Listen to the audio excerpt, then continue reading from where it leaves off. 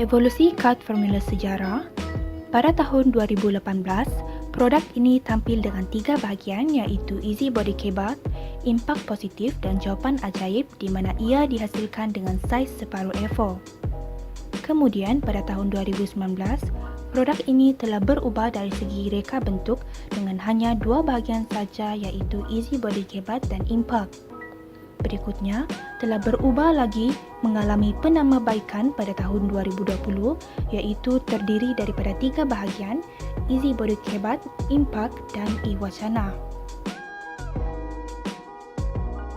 Pengenalan. Kad formula sejarah merupakan sekeping kad yang mempunyai 3 bahagian, iaitu terdiri dari Easy Body Kebat, impak dan e-wacana. Pada mulanya, kad formula sejarah dihasilkan untuk membantu murid menjawab soalan kebat sejarah SPM, khususnya kertas 2 dan kertas 3. Kini, kad ini juga sesuai digunakan oleh murid tingkatan 1 hingga tingkatan 5. Bahagian pertama, Easy Body Kebat. Easy Body Kebat merupakan jawapan yang dihasilkan berdasarkan anggota badan. Murid hanya perlu mengaitkan anggota badan dengan fakta atau kata kunci yang bersesuaian untuk menghasilkan jawaban. Contohnya, kepala atau otak dikaitkan dengan pemikiran kreatif, inovatif, kritis, rasional, matang, dan positif. Berdasarkan perkataan-perkataan tersebut, murid boleh membuat ayat lengkap untuk menghasilkan jawaban. Contohnya, Peperiksaan SPM Sejarah pada tahun 2009, soalan 2. Pada pandangan Anda, apakah iktibar dari zaman Renaissance untuk kemajuan negara? Jawaban, iktibar dari zaman Renaissance ialah kita hendaklah berfikir secara kritis dan kreatif bagi menghasilkan produk baru tanpa bergantung terhadap produk luar negara. Kemudian, berikan contoh yang sesuai dengan kehendak soalan. Bahagian kedua, impak. Impak merupakan fakta atau kata kunci yang sesuai untuk menjawab soalan yang berkaitan dengan kepentingan, kebaikan, manfaat, penghayatan, dan kesan. Jika soalan berkaitan memerlukan kesan negatif atau buruk, murid perlu menggunakan fakta atau kata kunci yang sama, tetapi perlu mengubah suai ayat agar sesuai dengan keperluan soalan. Contohnya, perlembagaan sangat penting bagi sesebuah negara untuk menjamin keamanan yang berterusan. Jika soalan meminta murid memberikan kesan buruk atau negatif, ialah sekiranya masyarakat tidak menghormati dan mematuhi perlembagaan, maka keamanan negara akan terjejas. Oleh itu, dengan kata kunci yang sama, murid boleh menghasilkan jawaban impak positif atau impak negatif bergantung kepada kehendak soalan. Contohnya, peperiksaan SPM Sejarah pada tahun 2018, soalan 7. Mengapakah perpaduan bangsa diberikan keutamaan?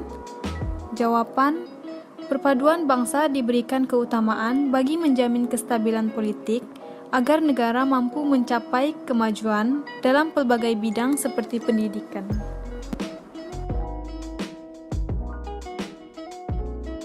Bahagian ketiga, e-wacana.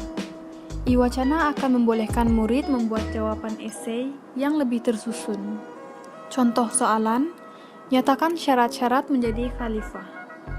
Jawaban, antara syarat menjadi khalifah ialah calon mestilah lelaki.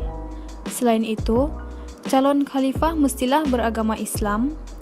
Di samping itu, calon juga hendaklah berpengetahuan luas tentang Islam.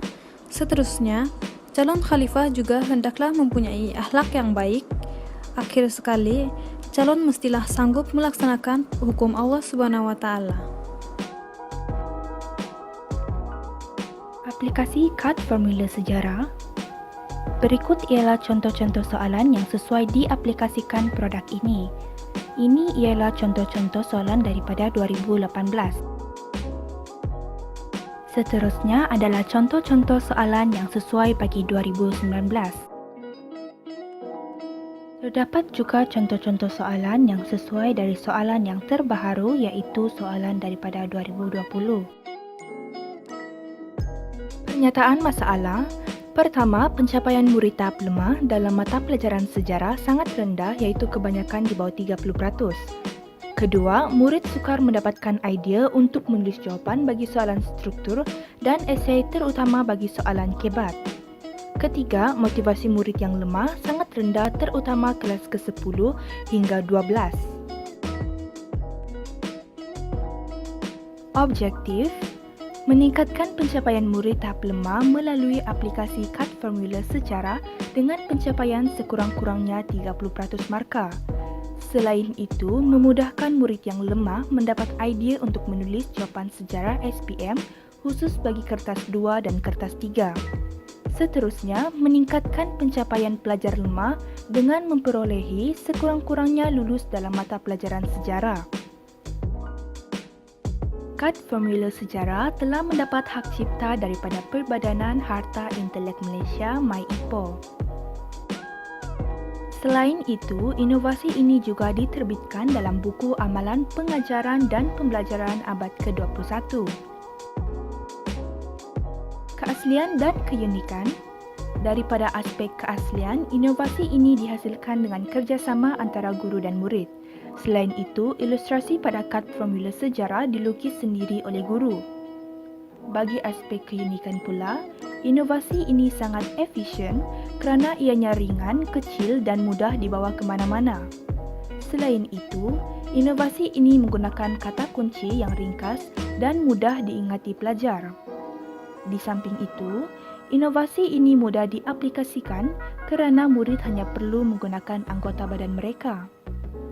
Seterusnya, inovasi ini juga dijual dengan harga yang berpatutan.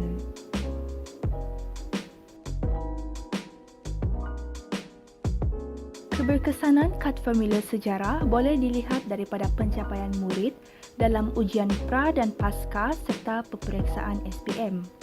Jadual berikut menunjukkan pencapaian murid semakin meningkat setelah pengaplikasian kad formula sejarah. Seterusnya, maklum balas daripada guru dan murid. Maklum balas daripada salah seorang guru mengatakan bahawa inovasi ini membantu pelajar dalam membina ayat-ayat kebat yang mudah. Selain itu, seorang murid berpendapat bahawa inovasi ini membantunya menjawab soalan dengan cepat. Inovasi ini mempunyai potensi komersial yang tinggi kerana kos cetakannya yang rendah iaitu RM70 dan telah dijual di seluruh negara dengan harga RM1. Inovasi ini juga telah terjual sebanyak 25,000 hingga 32,000 keping.